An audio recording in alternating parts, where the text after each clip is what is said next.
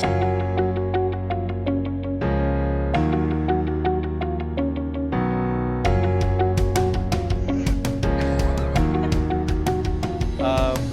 slow down a couple things here.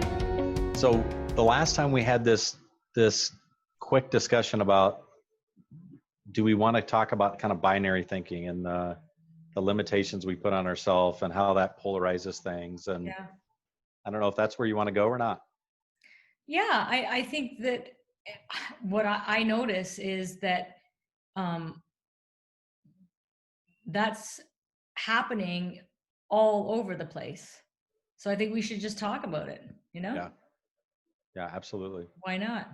I mean, if you look at politics right now, if you look at the pandemic right now, if you look at social justice and the protests right now, if you look Right. at just the conversations that are happening, if you look at then how it relates to the world of work, what we've been talking about is that there's tons of it's either this or it's that, right? You either are on this team or you're on that team. You either want to get back to work or you love working from home. You either, want to do virtual or you want to be in person. And like, isn't this an amazing opportunity to actually enter the world of exploration and non-binary thinking? Absolutely. Yeah. So, and I think that whole topic, the more you think about how media works, how social media works, I mean, it is about polarizing things, right? It's you're either in this camp or you're in this camp. Yeah. Yeah. So we talked about this a little bit during our last conversation, Joel. And I mean, you and I do lots of conversations with lots of different people. I'm sure people are sick of us by now. But the last time we got together, maybe a month or so ago, and we were talking about our relief recovery resilience, um, I guess, process, right? And talking about how people will go through various stages and then kind of go through them again.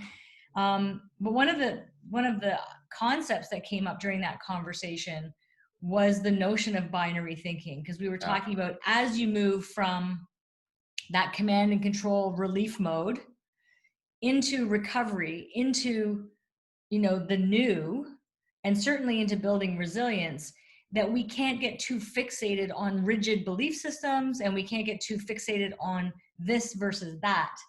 And we just thought it would be an interesting idea to reconnect to that. And I could say certainly since then, I mean, just read the paper, watch the news, have conversations with people, and binaries everywhere. I think what's interesting for me is trying to figure out, is this to the core of us? I mean, do we always have this mentality of kind of us versus them, or right versus wrong? I mean, we love to draw not so much even comparisons, but just this polarization of thoughts. Yeah. And we're seeing it through nearly everything. I mean, you can't get on social media. It would almost be impossible to post something on social media that people would be like, yeah, that seems like a real middle of the road thought. Thanks for sharing. Thanks for sharing. I'd love to talk about that more. Yeah, let's get together for coffee. I'd really like to distill that down to something we can both understand. It's almost always somebody either wholeheartedly agreeing or somebody wholeheartedly disagreeing, and in some ways, just kind of launching bombs at the other person. Like if you believe that, then you also probably believe this. Yeah. That I think is horrible. Or if you believe this, then you don't support that.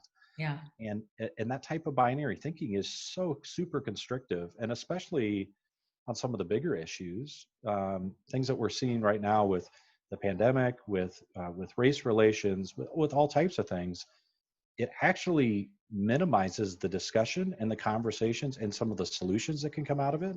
Yeah. Because it becomes this, you got to be in one or two camps. Yeah. And if we're one or two camps, we're essentially facing each other doing battle instead of being side by side and trying to figure it out. Yeah. Yeah.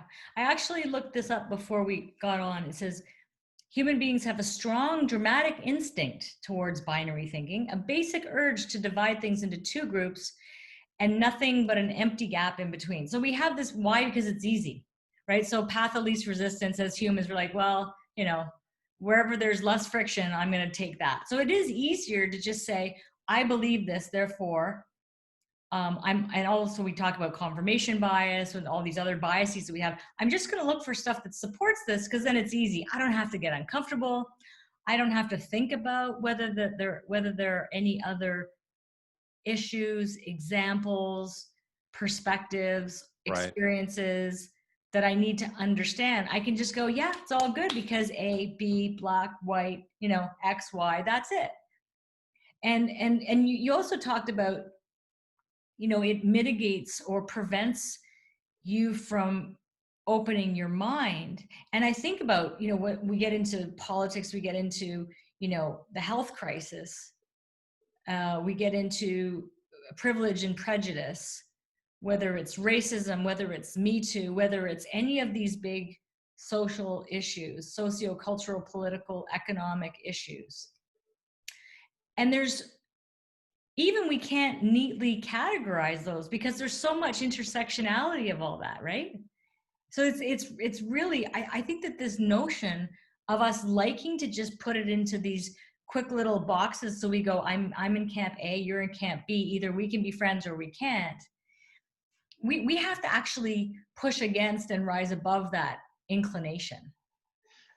And that's why I go back to my original statement. I'm trying to decide if it is our natural inclination to go there, or if it's just reinforcement by society and by our upbringing and all that. But I find it fascinating that we like to look at the world from a very binary perspective, but we like to look at ourselves as very nuanced, right? Yeah.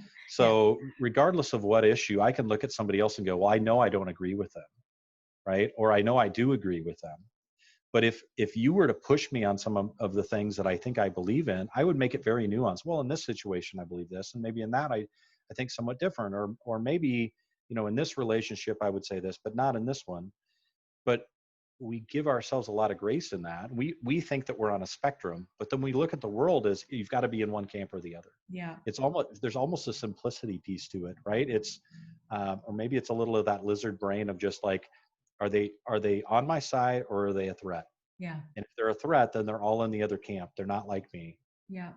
And I think the thing that I've realized, especially over the last month, and more specifically around racial inequality and discrimination and bias, is instead of trying to determine what camp somebody's in, or to try to either refute or reinforce their point, is just to try to ask questions, just like, Catherine, what do you mean by that? And what would that look like in this situation? And not so that I put Catherine on the spot so that now she gets, she's now going to have to answer the perfect way, just to be able to say, huh, I hadn't thought about that. Or maybe there's actually some ways that you and I agree on this. And maybe there's some questions that we don't even know how to answer. Yeah. And so it takes it away from this one extreme or the other to, boy, there's just a lot we don't know, and there's a lot we still need to figure out, and there's probably more common ground here than uh, probably more common ground than we even want to admit is there.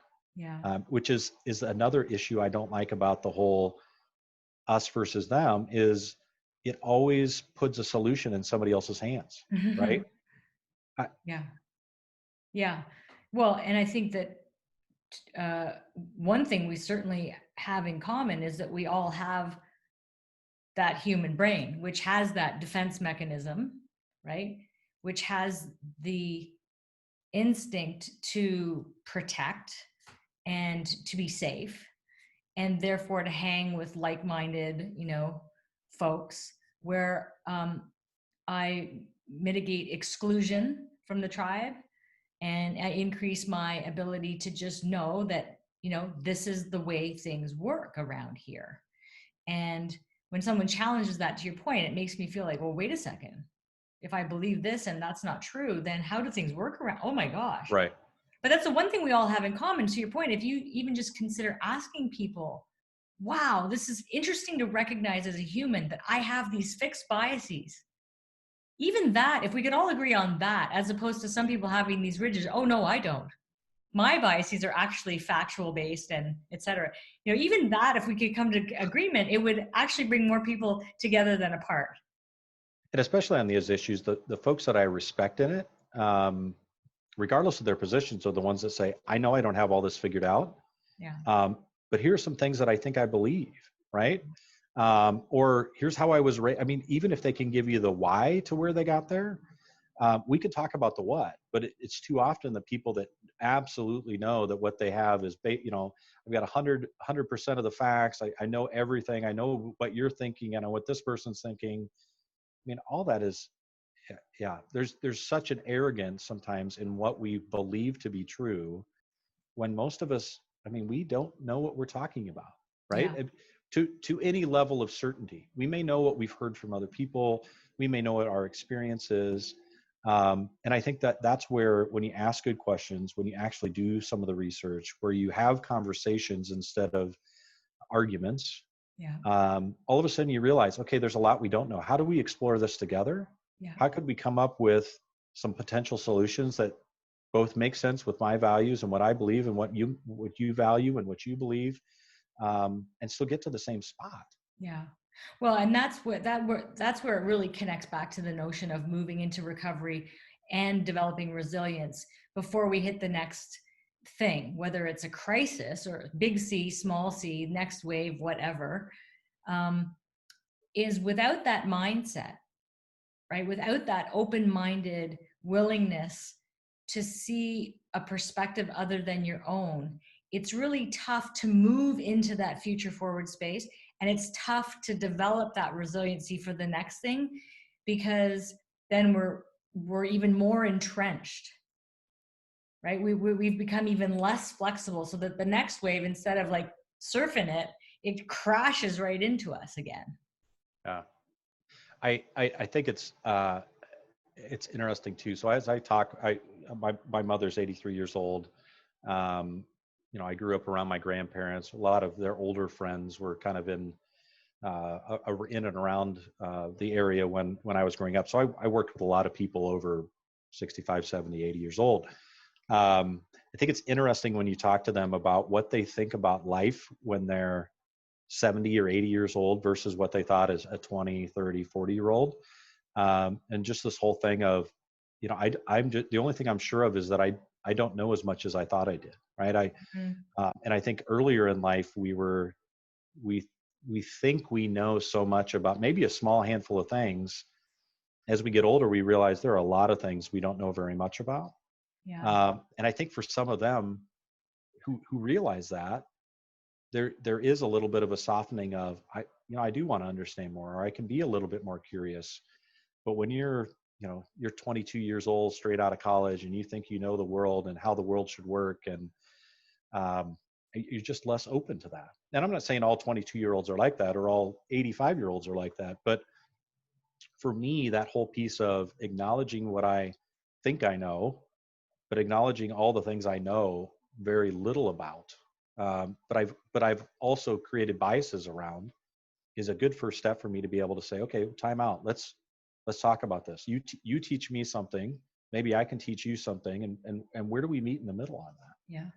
And that connects to our conversations that we've had a lot about leadership too, which is, really generally agreed upon leadership trait is that self-awareness, right? Of what I know and what I don't know, and why I surround myself with people who I would like to understand better, and I would like to have their perspectives tabled and their ideas tabled, and I would like to facilitate dialogue amongst those people, because as an effective leader, what I want to do is leverage and optimize all of that amazing potential in all of these people, because hey, what the heck do I know, right? Right. Yeah. And being open and vulnerable about that, right? And being able to say, hey guys, I want your perspectives. I want your input. I want to learn from you.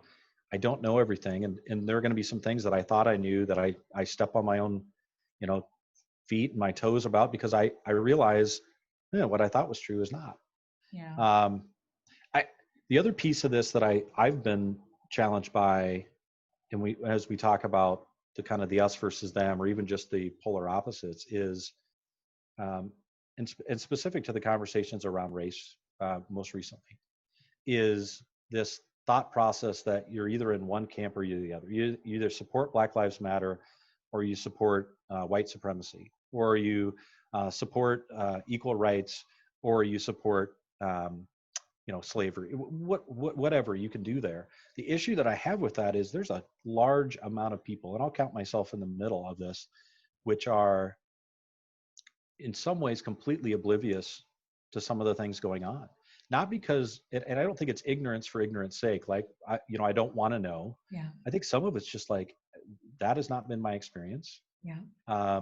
I'd like to learn more. I don't know how to ask I don't even know what I don't know. Yeah. And so it's more the ignorance in the middle is almost a quest to be more educated. But when we separate those camps and we ask somebody then, okay, well, Catherine, which side are you on? All of a sudden I get rid of all those questions and I have to pick based on what I do know, which is probably this much. Yeah. And so what we do is we lose out on a chance for people to get educated. Yeah. And that's one of the reasons why, my challenge to myself was once a week, I'm going to dig into a different perspective around race that I didn't grow up with.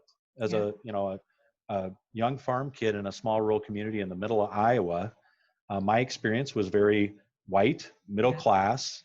And it's not because I wasn't open to anything else. It just, that was my perspective. Yeah. Now, as a much older man, I say, okay, now I look at the world and realize not only do they not, maybe have the same perspective or same experience, but there's a whole lot of questions that I have that I'm not sure how I ask right now. Yeah. Because it comes across,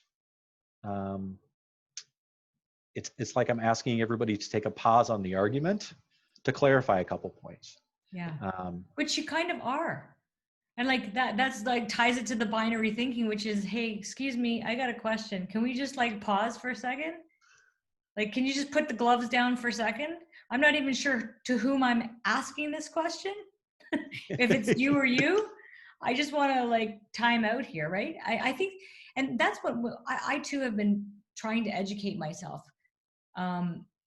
Same notion of, it's kind of like, asking a fish to describe water, right? We've talked about that analogy before, which is that if you grow up with what you have, then that's what you have. And the notion of even accepting that I could have some implicit bias that I might not want to accept, because generally my self-concept is A, B, and C. And even educating and learning and questioning honestly, courageously, uncomfortably, what some of those implicit biases might be is really interesting. And then saying, okay, well, what am I going to do with that? And who should I be talking to? Like right now, like you, I'm not just reading and watching. I'm trying to talk to people who have had different experiences and journeys than me. And I mean, I have to say, I feel sorry for some of my Black friends right now, because I think they're just having everybody call them like, hey man, can I just ask you some questions? And they're like, okay, yeah, you can call me Friday at 1 o'clock. I've got like, all my other white friends are calling me all week long, right? Which I just think it's interesting because on the one hand, I notice how full of it I am sometimes. Like, I think I have the answer, and then I'm like, I don't really have the answer. Like, I think I've drawn a conclusion. I'm like, yeah, but again, that's still coming from a very narrow-minded perspective, of, right. Oh, it's been 4 weeks since I've been, really immersing myself in this. And it's an ongoing, the notion actually to dismantle this kind of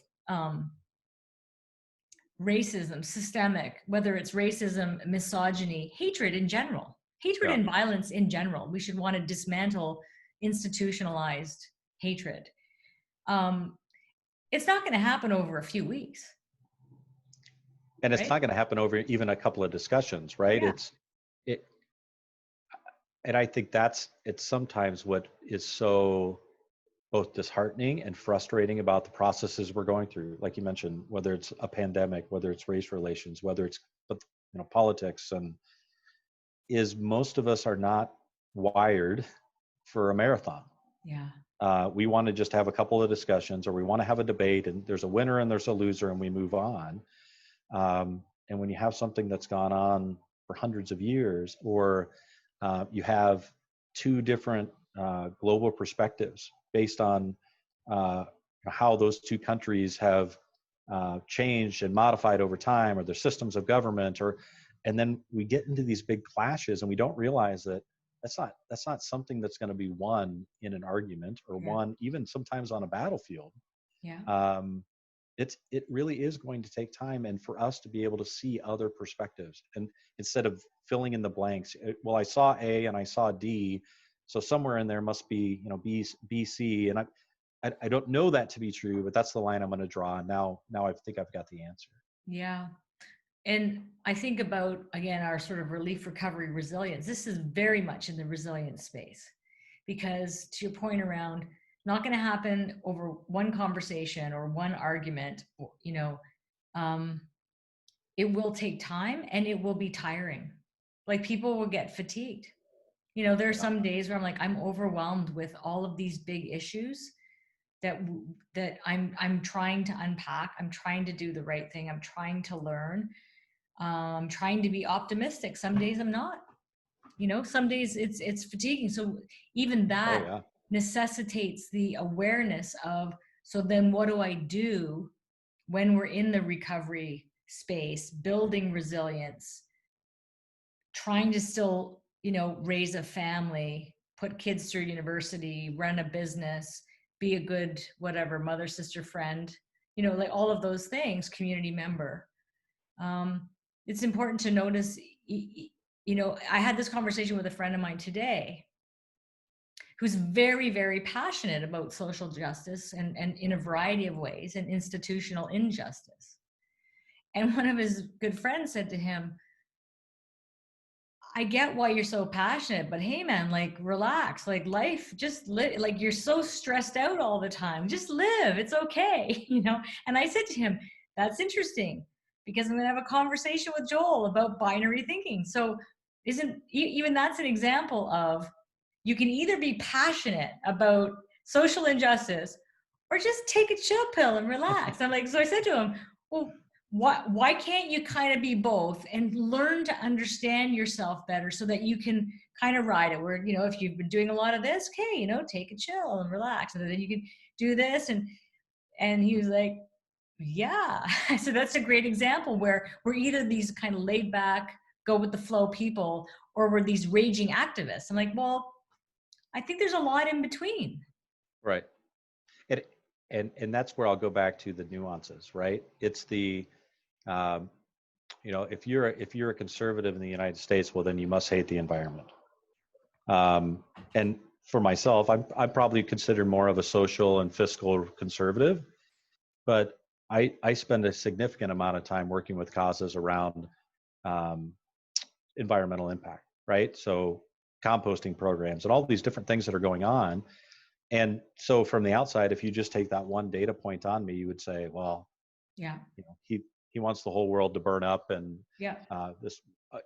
the flip side of that is, when you look at the discussions that we have, it's funny to me that we can't spot the bias. So I'll go to politics, and not, I'm sure this goes everywhere, but in the United States, for example, if one side of the equation does something, the other side screams how horrible it is until their administration takes over and does the same thing and waits for the other side to scream how horrible it is. Yeah. And so at no point do we go, wait a second, we felt like this was wrong before. And so the response of, well, you guys did it, so we should be able to, Yeah. doesn't hold a lot of water. No, it doesn't. But that's where polarization works, right? It's always about, what's my response to someone else doing something? What's my reaction? How can I distance myself to the opposite extreme, instead of going to the middle and saying, well, time out. Maybe there are some situations where this makes sense, and other situations where it doesn't. And how could we agree on that, right? Yeah. And if we understand that, then it's not as, we're not so susceptible to running back to our corners to fight again. Well, and I couldn't agree more. And as a taxpayer, that scenario and process drives me nuts, because it doesn't matter who you elect, nothing's going to get done. Because when they try to actually work together, they go, sorry, you're on that team and we're going to disagree with everything. Why? Because you won and we lost, and we're taking our toys and going home. Right? And like you said, you could take the same issue, they could do it, and then it's, come on, what are you for? Like, let's try to move forward. think about the immense impact that has on trust. Like Oh, even if you consider yourself on one team or the other, when you see your team and you go, wait, we just did exactly what we said we shouldn't be doing, but we've made it that it's okay when we do it, but not okay when somebody else does it.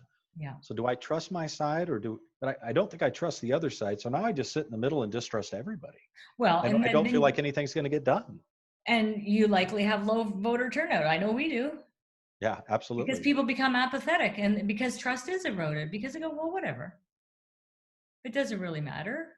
And quite frankly, I do think that systemically with partisan politics, which generally I think that the world has, unfortunately, um, yeah, we all kind of fall into that. You know, you're voting for a team. It doesn't really matter. Many of the issues are again very binary, Yeah. and they're blanketed with certain things. Um, and I don't think that it helps us actually progress, schedule, Yes. tomato. No, no. Now we're in this again. Is it with a U or no? Color, You favorite, Canadians and your behavior. fancy talking. We like to add U's everywhere. But you say use. That's interesting. Yeah, we're the U's. Yeah. That's funny. Yeah. Anyway, um, so I do think it just sort of in wrapping up our conversation, perhaps. Um, one of the most important just human behavioral shifts that we can all be making right now, with all of this stuff going on within and outside the world of work, within and outside the world of leadership, is to notice that sort of perhaps instinctual or inherent leaning towards binary thinking, even just recognizing it, and even just beginning to cultivate more of an open question asking mindset. Right. Yeah, that's really been the best thing for me, and not just over the last 3 months, but just in general, of be okay asking questions and be okay asking the stupid questions, because it's typically the stupid questions that are the building blocks for a lot of the things, a lot of the ways that we draw sides. Yeah, It's well, I don't really understand where this came from, but if I ask somebody, I'm going to look stupid. yeah, And because I don't want to look stupid, I'm just going to identify with something that is stupid, yeah, um, and polarizing. So asking questions for me, just and being willing to say, I just don't know. I yeah, think that's an interesting perspective, Catherine. I don't know a lot about it. I'm going to have to dig in. I'm going to have to do some research. I'm going to have some other conversations to understand, all the different perspectives on that. I think for me, that's been key. yeah. And even to be able to say, huh, thank you for sharing, and I still don't understand it, and I still don't know, and I'm going to need a little bit of time to continue to explore that even in my head, because if I've been operating with a certain belief system for many, many, many years, decades, centuries, who knows, I'm going to have to put it through a couple of filters before, and I might have to come back and ask the same question. Help me understand that again. Yeah, yeah. I I will say this. I think the hard part for me, and I think this is human, but I'm just going to talk for Joel, is when somebody shares what they believe, that I don't automatically, it's almost like when you're supposed to be listening to somebody. You're not listening to respond. You're supposed to listen to understand. Yeah, And for me, too often, if somebody says, well, this is what I believe, and I feel like it's directionally not correct with what I think I believe, I already, the emotion starts to build up in me, and I almost go into this defense posture. And so just being able to say, tell me a little bit more about that, right? Help me understand where you got there. Not so that I can beat that up, but to be able to go, I hadn't considered that. Um, and if they ask me what I think, I can say, here's what I believe and here's how I got there. And at least then we know where we're coming from, and we yeah, can state that's just my bias. I joke with you quite often, but I do this quite often. I know, as a farm kid in the middle of white Iowa, where we have extreme temperatures and all this kind of stuff throughout the year, that my perspective is very different than somebody that lives in Atlanta, Georgia, or in Alaska, or in Canada, or elsewhere, right? But what I forget is the fact that I can't see through their eyes, and Yeah. so I think everybody sees through my eyes. So be able to say, hey, this is my perspective because of how I've grown up, where I've grown up, the people I know. I'm very open to other perspectives, but I just don't have them. Yeah. So you're gonna have to share yours with me so I can learn. Yeah. Yeah. Fascinating. I can see through your eyes, but